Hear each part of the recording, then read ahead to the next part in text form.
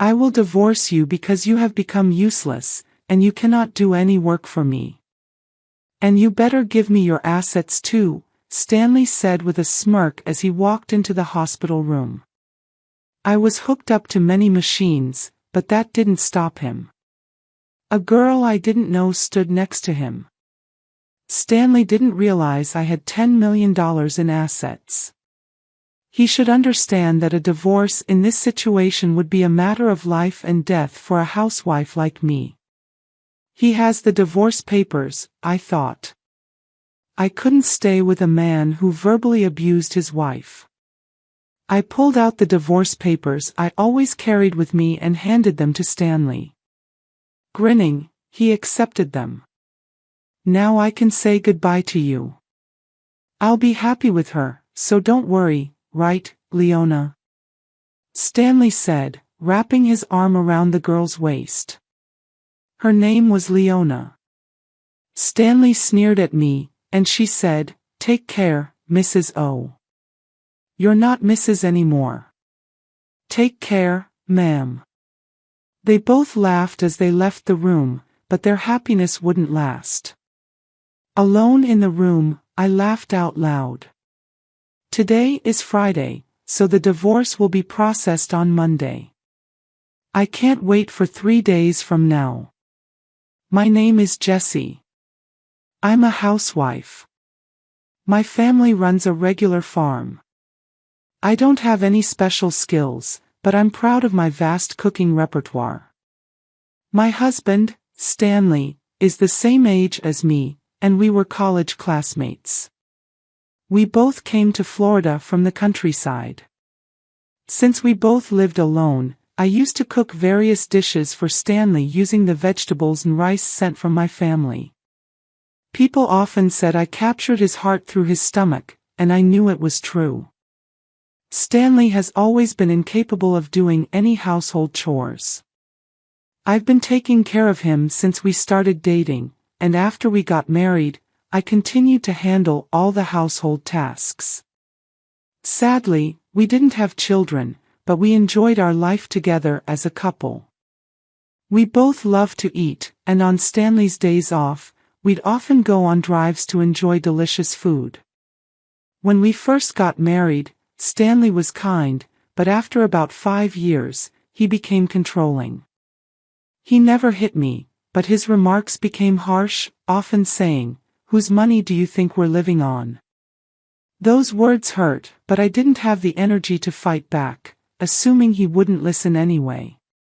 Being a full-time housewife made me feel inferior, and I couldn't stand up to him. Stanley joined a well-known company after graduating from university but quit after about 6 years.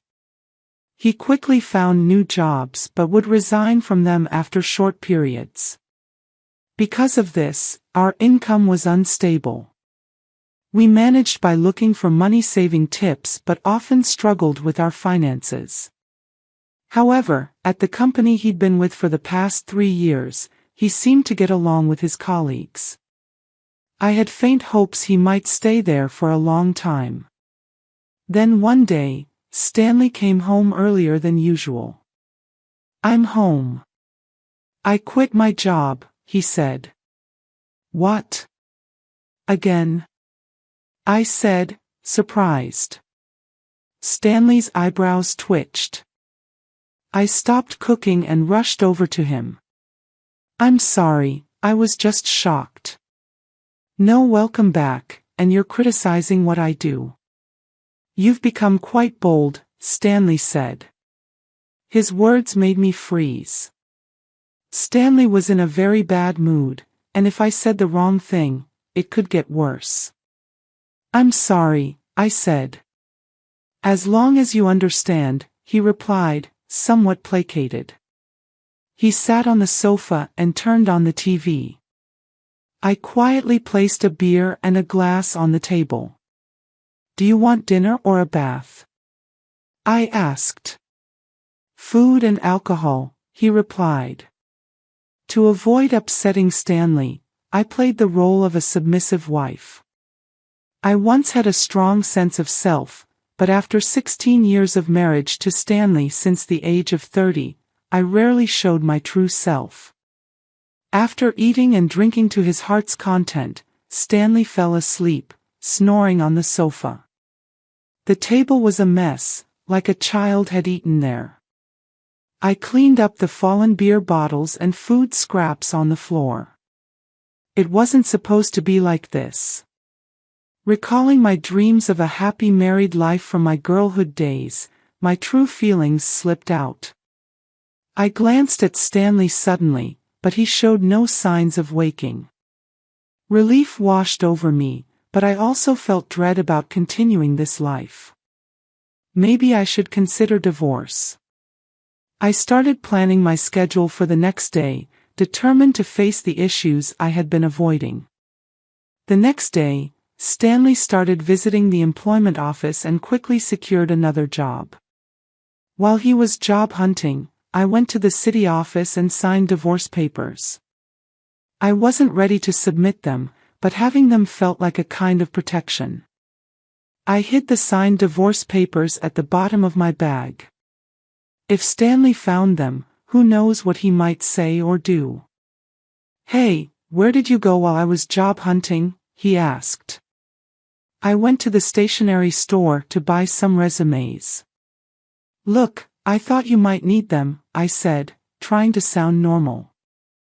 Stanley, who got home before I did, initially interrogated me suspiciously but quickly cheered up. I handed him the resumes I had bought earlier. After receiving them, Stanley said he was going out for drinks with a friend and left. Stanley's new job was at a reputable company with a solid salary and better benefits than any job he'd had before. When he got promoted after working there for about 2 years, he celebrated with a drink. I secretly hoped that maybe this time he would work there until retirement. Stanley's department seemed to be in sales, and he started to leave home more frequently for evening events. I enjoyed my brief moments of freedom and gathered energy to greet Stanley with a smile when he returned. One day, I received a call from my mother after a long time. Hearing her excited story took me by surprise. $10 million. I asked, stunned. Yes, $10 million. You know the mountains and lands we owned? We don't need them anymore. We had them appraised, and they are worth $15 million. We only need $3 million to enjoy the rest of our lives. So, I think you might want to rethink your life too, she said. My mother was never fond of Stanley. She was worried about me, especially after Stanley became more controlling, preventing me from even visiting my childhood home. I was stunned by the amount she mentioned. Furthermore, I was shocked to learn that when my mother inherited the property from my grandmother, she changed the title to my name, so there were no inheritance taxes. It's better not to tell Stanley, but the final decision is yours, she said, hanging up the phone. I felt conflicted between the urge to immediately inform Stanley and the desire to live freely with that money. About a week later, I was involved in a traffic accident. Thankfully, my life wasn't in danger, but I'd need to stay in the hospital for about a week. After storing my valuables in the hospital room drawer, I immediately contacted Stanley. "I'm sorry, I got injured," I said. "Huh? What about my meals?" Stanley's reaction made me almost laugh, prioritizing his meals over my injury. "I'll need to be hospitalized for a week." "I'm really sorry, but could you buy your meals elsewhere until then?" Not even preparing meals for your husband. What a lazy wife. "Oh, wait, I'm coming over now," Stanley said and ended the call abruptly.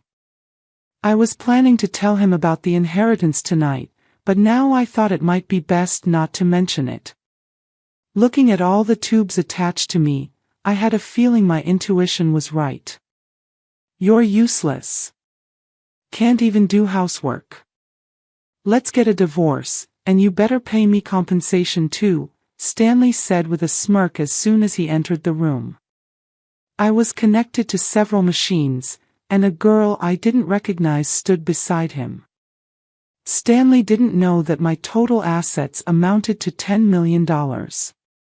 He should realize that a divorce under these circumstances would be a life-and-death matter for me, a housewife. Fine, here's the divorce papers, I said.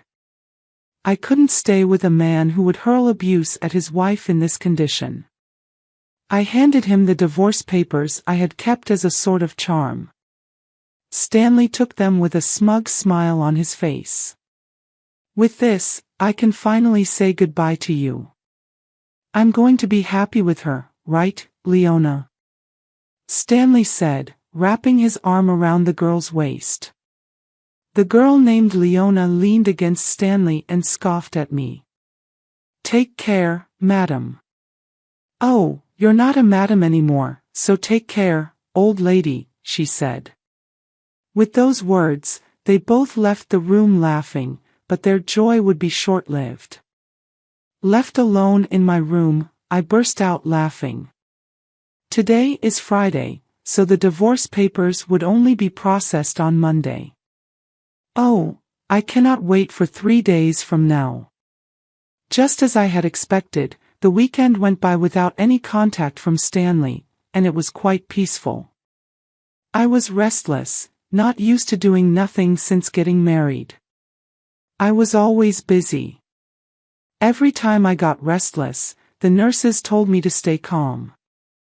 Then, on Monday evening, I received a bunch of calls from Stanley. I ignored them at first, but after 15 minutes of constant ringing, I decided to answer. Could you not be so persistent? I said. Hey, what's the meaning of this? Stanley shouted as soon as I picked up. I couldn't help but laugh. Stanley seemed infuriated by my laughter and started screaming incoherently. What are you talking about? I asked. Don't play dumb. The divorce papers aren't being accepted, are they? Stanley was huffing and puffing on the other side of the phone. I continued to chuckle and responded to his complaint. Oh, I had previously filed a non-acceptance notification. Remember how you used to say, let's get divorced every time we had a fight? I thought it wouldn't be good if you filed for divorce on a whim during one of our arguments. But I don't need that now. Withdraw it immediately, Stanley demanded. I can't do that until I'm discharged. We need to go through procedures at the municipal office, I said. Then discharge now. Don't be unreasonable. His selfish demands made me laugh even more. He probably wanted to register his marriage with Leona, whom he brought on Friday. By the way, was her name Leona? She's your mistress, right? Hey, that's rude to Leona. Apologize. She's my new wife. We are not divorced yet, so she's technically your mistress, isn't she? I responded calmly. Stanley made a weird groaning sound. I decided to hit him where it hurt the most. By the way, you'll hear from my lawyer about the division of property. That's right, property including this trouble. You better share properly.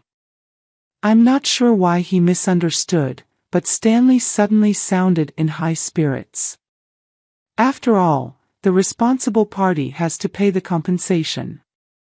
I had always done my household chores diligently, and of course, I had never cheated on him. It's clear as day that Stanley is the responsible party. What are you misunderstanding? You're the one who has to give me the assets, Stanley responded, genuinely confused. He likely believed that by not taking care of him while I was hospitalized, I would truly be at fault. Even in my parents' time, one wouldn't be deemed at fault for such a reason. I bitterly thought this as I listened to his rant. I explained to him patiently, "What fault of mine are you talking about?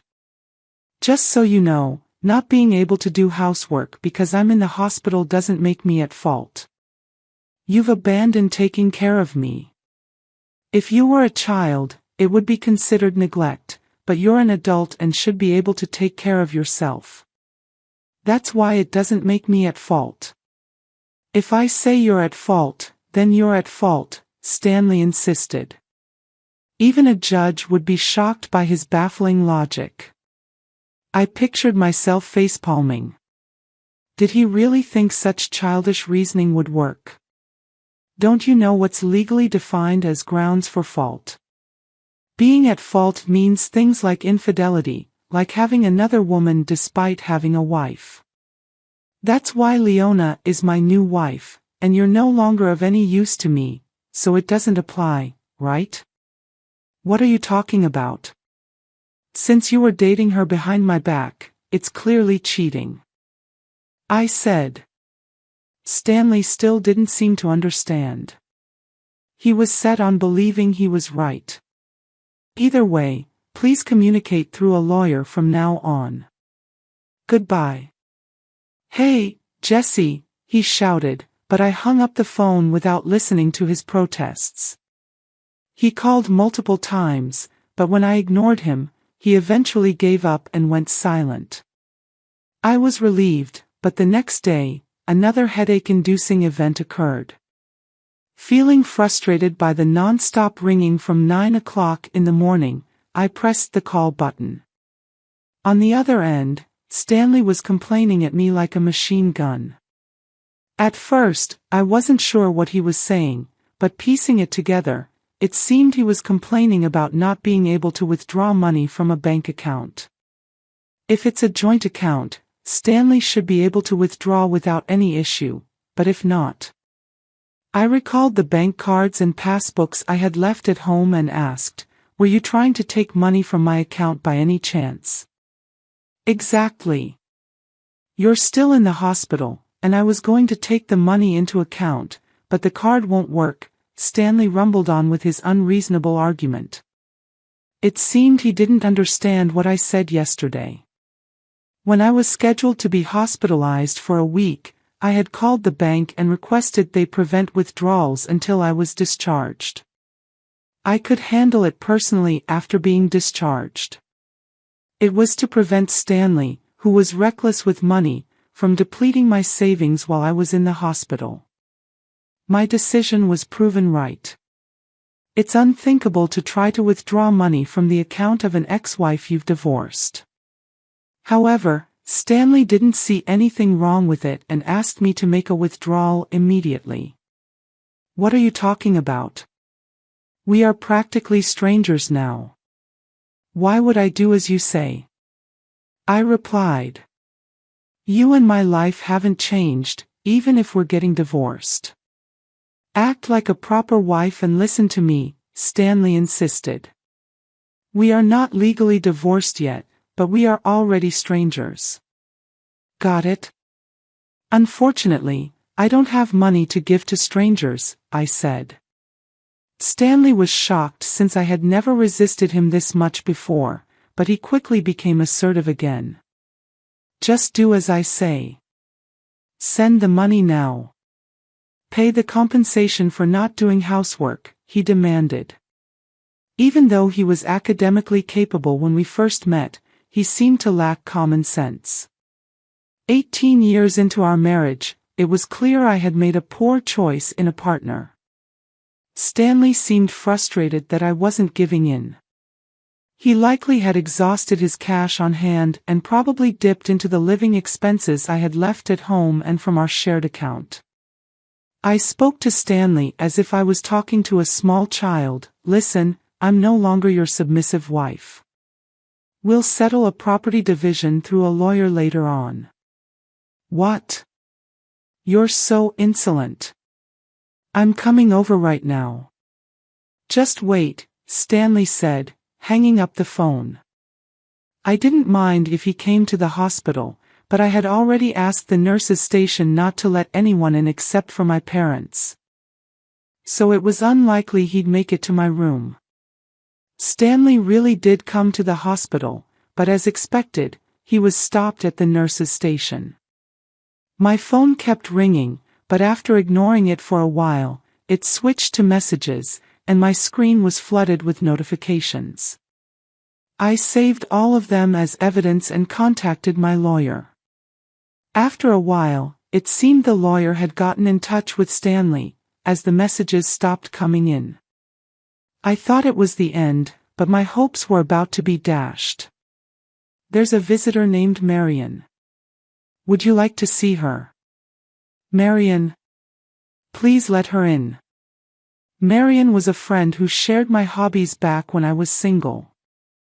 Marion and I became close after she responded to my posts on social media where I shared my dining experiences. We discovered we lived nearby and often went out to eat together.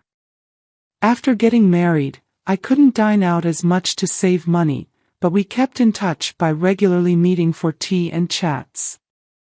Jessie, are you okay from the injury? Marion asked as soon as she entered the room. Yes, I'm feeling much better now, thank you, I replied. Marion's immediate concern warmed my heart. I realized that since my hospitalization, aside from my parents and the hospital staff, no one had shown concern for me. Hey Jessie, things are tough for you right now, aren't they? Marion asked. Huh? Why? I hadn't told anyone about my situation other than my parents. I wondered how Marion knew and asked her in trepidation. Marion then said something shocking. You know Leona, the young girl, right? She's having an affair with your husband, isn't she? What? How do you know about that? Wait, you know her. Actually, she's my niece, Marion replied hesitantly. I was so surprised that I couldn't close my mouth. Who would have thought that Marion was Leona's aunt? The room went silent. It was the first time there was silence when Marion was around, and it made me feel uneasy. Leona suddenly told her mother, my sister, that she's getting married. What's more shocking is that her partner is 47 years old. When I saw the photo, it was your husband. I was so surprised. I've already told my sister. I'm so sorry for all the trouble my niece has caused you. Don't apologize, Marion. It's not your fault, I said. Marion looked like she was about to cry. I'm thinking of demanding compensation from Leona. I can't compromise on that. But if I do, does this mean our relationship will end? Of course not. I want to continue being friends with you, Jessie. I'll make sure Leona pays compensation. Neither my sister nor I can forgive what she's done. We'll keep a close eye on her. I was very grateful for Marion's words. We had been friends for over 22 years, and I didn't want to lose a precious friend because of my terrible husband and his mistress. I scheduled a meeting with them tomorrow, and I'd like you to come with me, Marion said. Of course, I'll be there. And I can also provide photos as evidence of their affair. The next day, fresh from being discharged from the hospital, I prepared for the meeting. I went to a private restaurant room with my lawyer. Stanley and Leona had already arrived and were indulging in an expensive traditional meal. I was speechless at their audacity. You finally made it. Did you bring the money? Remember, you were paying for this meal, Stanley said without even stopping his meal. Leona continued to eat with a smug look on her face. I decided to fight back. Please handle the payment yourselves. I came here to demand a fair share of the assets from the two of you. How long are you going to sulk? You're really unattractive, Stanley remarked rudely. Ignoring his comments, my lawyer and I took our seats and presented evidence proving Stanley was at fault. We first presented legal documents about the reasons for liability, followed by documents on property division. Lastly, we showed the photos Marion had provided, which showed Leona and Stanley together, as well as Leona with another man entering a hotel. Wait, why, hey, Leona, what is this? Stanley and Leona were visibly shaken by the photos and finally stopped eating. Just then, Marion made her timely entrance. I took those photos, Marion said. Leona seemed confused as to why her aunt was present. With cold eyes, Marion looked down at Leona and Stanley and calmly spoke about being friends with me for 22 years and how their actions were despicable. Leona, you mentioned that the baby you're carrying is his, but given your actions, who knows who the father is? Wait, no, this was the first time I was hearing about her pregnancy. Judging by her appearance today, one would never guess she was pregnant. However, Stanley's reaction showed he believed her claim. So, you're pregnant. In that case, after a DNA test, I'll demand an additional penalty. No, I'm sorry. I lied about the pregnancy. Please forgive me, Leona suddenly admitted, bowing deeply. She had been searching for wealthy old men, and Stanley was her target. He bought her designer goods and promised her a life where she wouldn't have to work and could do as she pleased. She believed she could be a housewife and occasionally have flings with men of her choice. She had once lied about being pregnant because Stanley showed no signs of wanting to divorce. Stanley froze with his mouth agape when he heard this. I'm truly sorry, but I can't give you anything. I don't have the money, he said. I'll pay in advance. Leona, you're going to work part-time diligently every month and repay me. You won't have any free time until you've paid me back in full, Marion said firmly. Oh no, Leona looked disheartened. Marion mentioned she would bring Leona back later for another apology and took her out of the restaurant. Stanley, in shock the entire time, seemed to snap back to reality and approached me in a flattering tone. Look, it seems I was deceived. I can't live without you, Jessie, right? We still have the divorce papers here. Can we start over? You've always been a housewife, so you can't possibly work now, can you? He pleaded. I listened to Stanley's pleas with a cold gaze, none of which moved me. I waited for him to finish before answering with a smile. I can live just fine without you. I'll be taking the divorce papers and filing them shortly.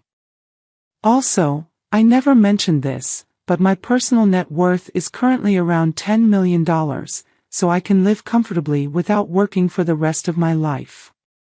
Rest assured. 10 million. Why did you keep such a fortune a secret? Stanley asked, shocked. I was about to tell you when you started making a fuss about divorce. This money is my personal inheritance, so it doesn't count towards marital assets. It has nothing to do with you, I replied. Stanley looked at me with utter despair. My lawyer quickly produced some documents and a pen for Stanley to sign. The lawyer and I then left and immediately filed for divorce, ending our almost 22-year marriage. Later, Leona transferred some money to my account. According to Marion, upon learning of this incident, Leona's mother was furious. She made Leona take a leave from university and work non-stop at a relative's inn until she paid the compensation. Stanley, on the other hand, was disowned by his in-laws after they learned about the divorce. He was told he wouldn't receive any assistance, so he reluctantly took out a loan and paid me in one lump sum. Furthermore, it was revealed that he had been with Leona at a hotel during work hours. He was fired from his job and is now juggling multiple construction jobs to repay his debts. As for me, even after receiving such a large sum, I didn't know what to spend it on, so I donated half to charity. I then moved to the countryside with the remaining money, and I'm now enjoying a luxurious single life. I've continued my friendship with Marion. On our days off, we go on food tours and short trips. We both planned to stay single, so I suggested maybe we should share a room. Initially hesitant, Marion agreed when I mentioned we could share deliveries and she could join my meals. Moving preparations started the following week. As I packed up my old life, I felt a sense of excitement and anticipation for the new chapter ahead. The thought of living true to myself, free from the chains of a toxic marriage, filled me with joy. Marion and I found a beautiful house in the countryside. It was spacious and surrounded by lush greenery. We both loved the tranquility it offered, a stark contrast to the chaos and stress of city life.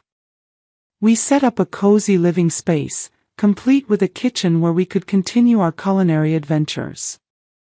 As we settled into our new home, our days were filled with laughter and good food. We explored local markets, tried new recipes, and even started a small vegetable garden. The simplicity of our routine brought immense satisfaction. Marion and I grew even closer, sharing not just our home but also our dreams and plans for the future. Despite the hardships I faced, I realized that my life had taken a turn for the better. The toxic relationship with Stanley was a thing of the past, and I had found a true friend in Marion. Together, we built a life filled with love, respect, and mutual support. One sunny afternoon, as Marion and I enjoyed a picnic in our garden, I reflected on my journey. I had gone from feeling trapped and undervalued to experiencing freedom and contentment. I had discovered strength I didn't know I possessed and learned the importance of standing up for myself.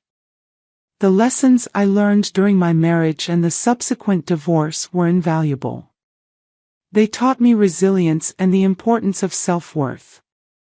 I realized that happiness comes from within and that surrounding yourself with supportive people makes all the difference. Marion and I often talked about our future plans. We dreamed of traveling, exploring new cuisines, and perhaps starting a small business together. The possibilities seemed endless, and for the first time in a long while, I felt truly optimistic about the future. Life in the countryside was peaceful and fulfilling. The fresh air, the sound of birds, and the beauty of nature provided a perfect backdrop for our new beginning. I had found a sense of purpose and joy in the simple things, and it was a feeling I cherished deeply.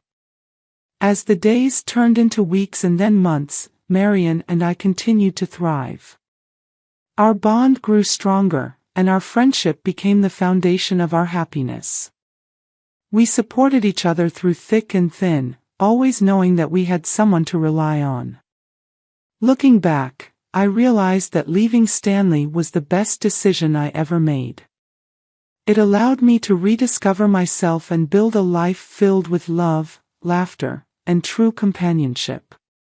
Marion and I had created a haven where we could be ourselves, free from judgment and filled with joy. In the end, I learned that life's challenges often lead to unexpected blessings. My journey taught me the importance of self-respect, the power of friendship, and the beauty of living authentically.